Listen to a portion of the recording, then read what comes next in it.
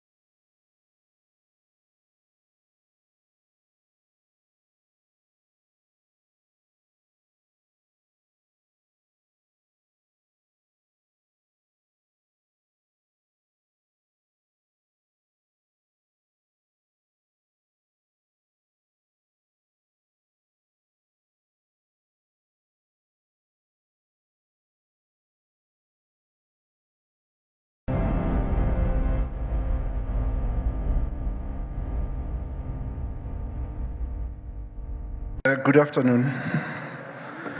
The Commission reports a smooth start to national and provincial elections for 2024.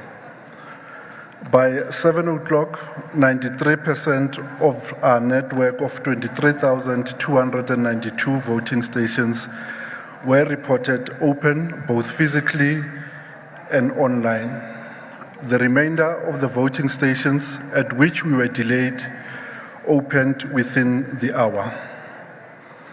We also unfortunately report that there were a number of voting stations at which we opened late, owing to delays on our material handling, also related to issues of escort where there were not enough security services to escort our material, including protest in certain communities. In most stations, queues had already formed before the stations were meant to open at 7. This, we think, is testament to the enthusiasm of South Africans to record their political choice.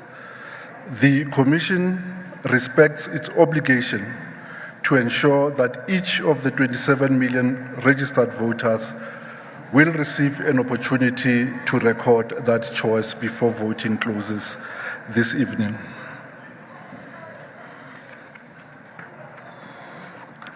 At 12 o'clock, the election operations around the country were reported to have been in good progress with minimal incidences that we are dealing with. Some of the incidences that we had to deal with are the following: late delivery of ballot papers, mostly in the city of Johannesburg and Region 3, which is the Sandton, Dunkeld, and Heidi Park area, as well as the Reduport area, because of departure to the strict instruction of delivery. People were being innovative, and in the process, they delayed the supply of voting materials to those stations. In the Eastern Cape, we had 5 voting stations that were not opened owing to community protest.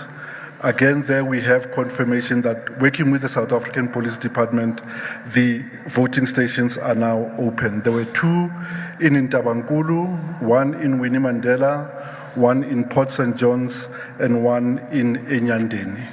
Similarly, there were 20 voting stations at which we opened beyond 9 o'clock in the area of eThekwini, as well as in Umzi Wabantu, where owing to community protest, the station could not open, even though our staff were ready and able to administer the electoral project. The Commission assures voters that adequate supplies of all material, including 90 million ballot papers for all the 3 ballot types, are available, and every voter will be assisted to vote before voting stations close. We use this opportunity to remind voters of the following. 1, that they may only vote at a voting station at which they are registered, unless they had by the 17th of May given pre-notification to the Independent Electoral Commission to indicate the station at which they will vote, and to do so and present at that station today on the 29th of May. That said, a voter who had given pre-notification to vote elsewhere but finds themselves at their voting district, that voter will be allowed to vote at that voting station, and they will be entitled to receive all their 3 ballots.